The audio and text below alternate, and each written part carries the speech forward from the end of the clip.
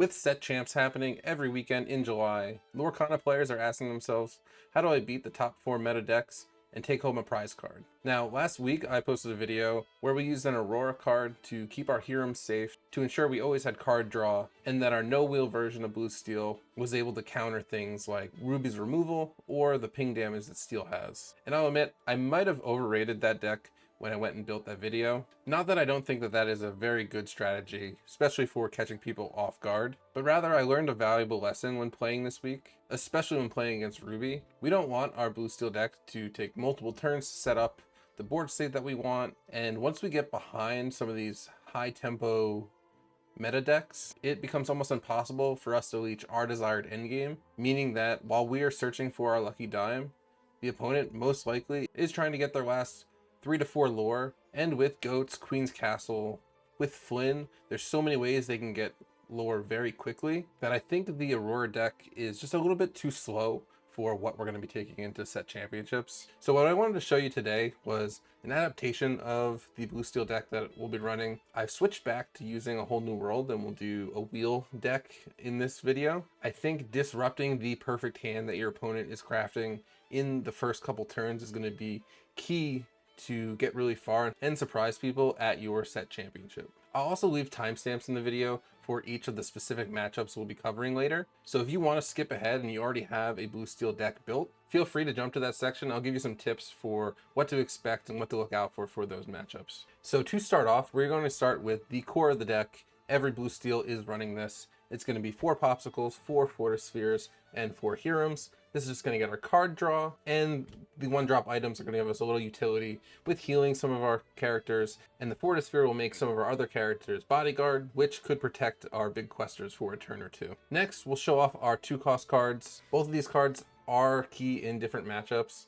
Our Argies is going to be key as he is a 4-strength character, so against your Ruby players who are running that Flynn, you're going to deny that free lore they're getting. And he's a big body that can get rid of pretty much anything they'll play pre-turn 4. So he can be a real menace into some of those matchups. To me, is one of the best and most stable cards in Steel at the moment. Being able to get this early quester out really gets us a leg up and keeps us in pace with some of the faster decks in the format. And we do run Cogsworth for additional safety. So if you get him and Cogsworth out, he won't be taking the damage. But if you don't get Cogsworth, usually we'll use the Popsicle to heal him once he gets to that state. For our ramp, we are only running one version of ramp in this deck, which I know scares a lot of people, but when building this deck, I found myself not having a good play on turn 4, which means that 1 jump ahead and Mickey weren't really giving me enough value, because later in the deck I'll show off we have a very, very strong turn 3 play that we want to get out almost every single game, and if we don't get that, we want to do a Fishbone Quill to give us a ramp. And like I said, we're using a whole new world, so Fishbone plus whole new world is the best way to ramp up your ink in this game. And next up, here we have our removal, both actions and some characters. We've got 1 copy of Hades to get a specific character off the field and into the inkwell. Tinkerbell to do that spread damage, also to sing our songs like Grab Your Sword or Along Came Zeus, which will help us out with locations or taking out a single target that has a lot of health. And then for our lower costs, we do run 1 copy of Rise of the Titans, 2 copies of Baboon. These are really great because you can ink them in matchups that you don't need them, or if you get them early, you can just hold on to them, and then you can counter any location that you might see or an item that you need to get rid of. We aren't running any other item removals, which you'll see later is not the biggest deal. We're only running 1 copy of Rise of the Titans, so this deck is more focused on getting rid of locations with our Long Came Zeus and our Baboon. We are not running any other item removal in this deck. We're more focused with getting bodies on board, and then we could use this 1 action to get rid of a early Fishbone, or if there's a key location in play, we can play this early. Otherwise, it's safe to ink it. All right, and now on to the main difference of this deck versus other Blue Steel. We are running Kit Cloud Kicker to get a head start on singing our 5-cost songs. On turn 1, we're going to look to play Kit Cloud Kicker over our Popsicles just to get him onto the board. He does have wards, so he can't be targeted. And then on turn 3, if we have Whole New World in hand, we can shift 3 to play Kit Cloud Kicker. He also has ward, he quests for 3. It's going to be able to reset that crafted hand that your opponent mulliganed for, and it's one of the most disruptive cards we run in this deck. As I said before, we're also running Whole New World 4 copies. Are you trying to get in here? Come on. Usually in my mulligans, I'm trying to get one copy of each of these. You just need to be careful if you're playing against green. They most likely are going to be looking to remove this with an Ursula, but that's why I like this very low to the ground setup where on turn 3, we are forcing them to either have it or not. One of the reasons I like this package so much is because on turn 3, before we have to deal with Be King Undisputed, we can get out a whole new world, clear out the hand, and our kits are safe from cards like Sisu, cards like Brawl. It's just a very strong way to counter Ruby. And against Emerald Steel, you can completely wipe out some of those Floodborn characters that your opponent's looking to play in a couple turns. Or you can even get rid of their Grab Your Swords, which are going to be looking to use to get rid of small guys like this. All right, and next up, let's talk about our protection package for this deck. We're running 2 bodyguards with Hercules. He does have 1 resist. He is a 6 strength character with 5 willpower, but with the resist 1, he's going to be able to survive a lot of damage on the field, especially if we get him out with a Cogsworth. These 2 cards are going to be really hard to get rid of for your opponent, and they're going to have to sacrifice a lot of their hand state or their board state in order to deal with it to attack the cards that we actually want to win the game with. So let's talk about those game-ending cards. We've got 2 copies of Ariel, 3 copies of Tamatoa, and 2 Lucky Dimes. In most cases, we are looking to play out a Tamatoa just to fetch items, like if you get rid of a Lucky Dime early because of a whole new world. We like to play this early to bring that back. If we're able to tap it for any lore, that's just a bonus for us. The real way we're going to win this game is by having more items than your opponent, playing the Ariel on the same turn as Lucky Dime, and then you'll be able to surprise your opponent with 5 lore out of nowhere and win the game. When you play this card, you're just going to want to ensure that either A, your opponent's already played some of their Be Prepareds, or you have another character on the board that can tank a Be King Undisputed or a Lady Tremaine, because other than that, it's not going to get taken out by much, and then you can even swing for 10 lore on your last turn. So that's the deck. I'll be posting the link to it on Dreamborn for you to download and see, but right now I want to talk about some of the key matchups that you're going to face at your set championships and the strategies we're going to use to give us the upper hand when we get into those matchups. So first up, we're going to talk about Ruby Amethyst.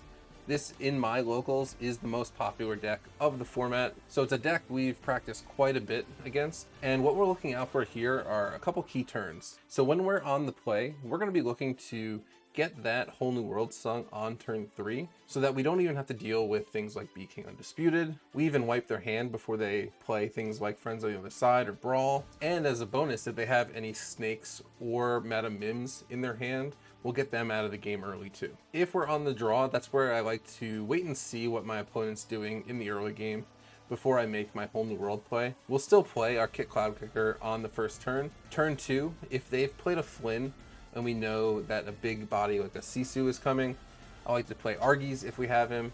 If not, Smee does just as fine. And then those characters are just there to block them from getting the 3 lore per turn. If we do have a removal spell in hand, we'll like to play that as early as possible.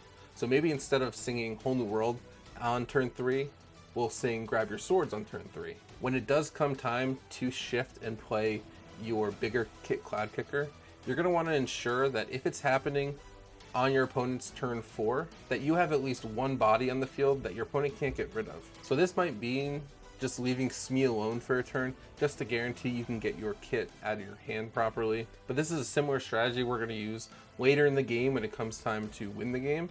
We're just going to keep these things in the back of our mind of how many Be King Undisputeds, how many Tremaines we've seen. Because once we get to turn 5 and later, just know that anything that you play and quest is going to be huge risk of being removed with a Maui, with a Madam Mim Fox. If it doesn't have ward, it'd probably be removed by Madam Medusa. So our Smees are at risk at that point. And then when we're setting up our game-winning plays, we don't want to go too wide just because they do run Be Prepared a lot, which is typically why I like to play my Tamatoa first to get my Lucky Dime back from the discard if I don't have one. That way they play Be Prepared, the board's all clear, and then in one turn we can Aerial Lucky Dime and get our final lure and win the game. If they see an early Queen's Castle, it's not the end of the world if we're playing Argies, because we can do an Argies for 4 damage. We could also do something like a Smee attack for 3 damage, and then along came Zeus to finish it off. The biggest lesson that I've learned playing against Ruby Amethyst is they are going to remove your cards, but in most cases, that is going to be their only thing on their turn. So unless you get to a point where your opponent's at 10, 11, 12 ink because it's really late game and you haven't gotten your cards in the right order, you should know that on turn 6, something's going to get removed with Tremaine, with Madame Medusa. On turn 7, there is a high risk that everything's going to be wiped out with Be Prepared. So we don't want to play our things that are going to clear their side of the board. We can save them for later. If they play Be Prepared, they're at a loss as well. If you slow down and you just think about what your opponent is going to play next with their removal, it makes this matchup so much easier to dance around. And you want to just make sure if your opponent's in that 16 to 19 range of lore that we're going to win it on the next turn, because 9 times out of 10, they're going to have that goat ready and they're going to be able to bounce it 3 times to win the game. Next up, the most popular deck in the format, even though it costs a bajillion dollars, is Emerald Steel discard with Bucky. Since we're running Cogsworth, there's a lot in this deck that we don't need to deal with in terms of the damage for removal spells. The only ones that are really going to hurt us still are going to be like Strength of the Raging Fire if they get a wide board, or if they're able to get on top of us very early and set up, it's going to be danger for us. Now, depending on what version of Emerald Steel they're running, the matchup will go one of 2 ways. Either we'll be forced to get into a situation where we've got a Hero on the board and we're just trying to find items to get our cards back, or we're going to be able to get rid of the Bucky really early with that early Cloud Kicker. In this matchup, it is super important that we get our Grab Your Swords as soon as possible. It is going to be the first thing that we're going to sing 9 times out of 10. We do not want to give our opponent 7 new cards, 7 potential new Floodborns, to play and discard our cards while that Bucky is still on the field. If they're playing something like the Hidden Cove, this is where our Smee is going to come in real handy, because as we are building up to sing our removal spells, Smee is going to be taking out 3 damage each turn on that Hidden Cove, meaning that once it falls, if we've already played our removal spells, those things attached to it are most likely going to die.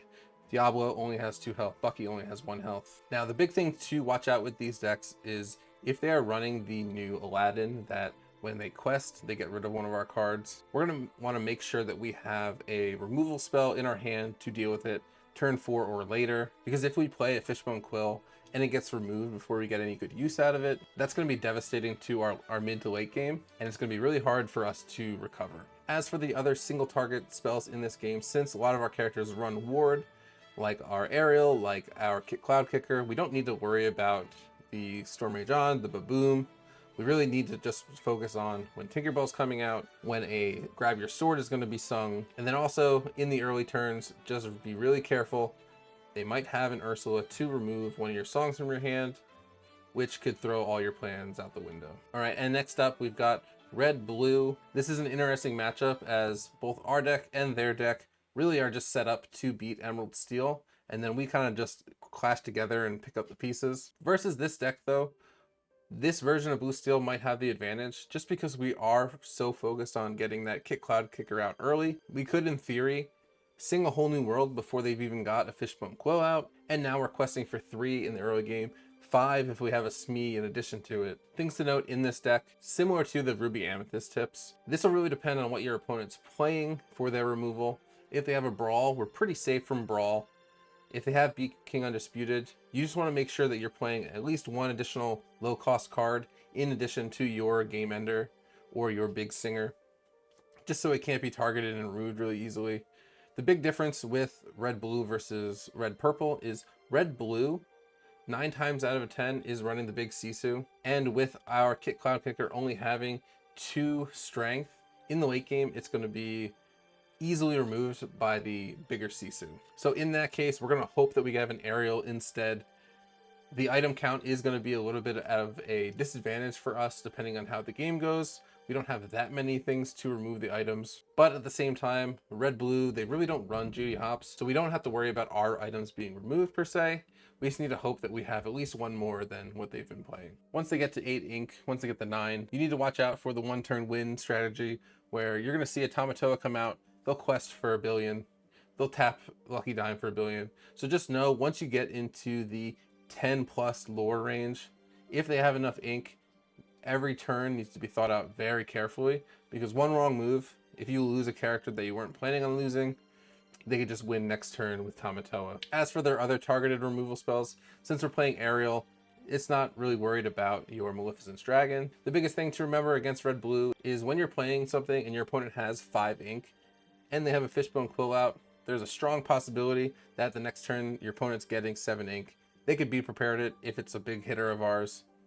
So we need to be very thought conscious on when we're playing our key tools of our deck. And last up, let's talk about the mirror match, the common Sapphire Steel you're going to be going up against. Now there's two main versions of Sapphire Steel. There are wheel with Whole New World or no wheel. In a straight mirror match where we're both playing Whole New World, we're going to have the advantage of singing it first, getting our higher cost characters out first. But if our opponent's not playing the Whole New World, we need to be very careful of using Whole New World, because we don't want to give our opponent those extra cards if they're struggling for card draw. Sometimes it's better to just hold it out and let them struggle with playing their hero, let them struggle with their items, because they're not going to have a good way to draw those extra cards.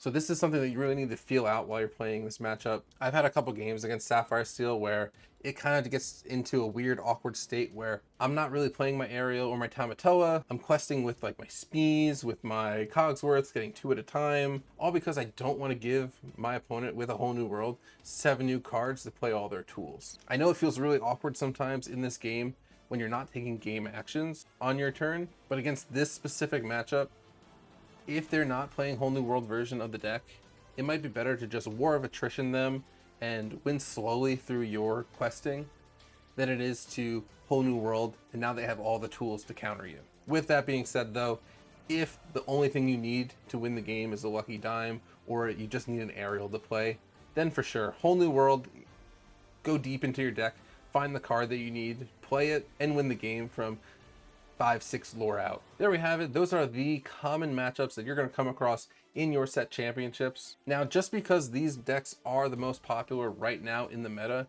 it doesn't mean this is the only thing you're going to be going up against. So it is worth practicing against Steel Song, against Hyper Aggro, just so you're not caught totally off guard when you sit down and play, especially with the cost of some of these decks. There are going to be places where every opponent's not going to have the most meta setup, and you just need to have a plan and be ready to adapt on your feet for whatever they're going to play next. Most importantly though, make sure you go out, have fun. I know everyone's competing for those top prizes and to take home a mat or a special Ursula card, but at the end of the day, this is just a game. It's a card game after all. I know some people would argue that, oh, there's a lot of money on the line because these cards are so valuable. But I think that just the experience of getting out there, interacting with your fellow peers, and really pushing yourself to become a better lorcana player is worth way more than what you would sell the Ursula at for a quick buck.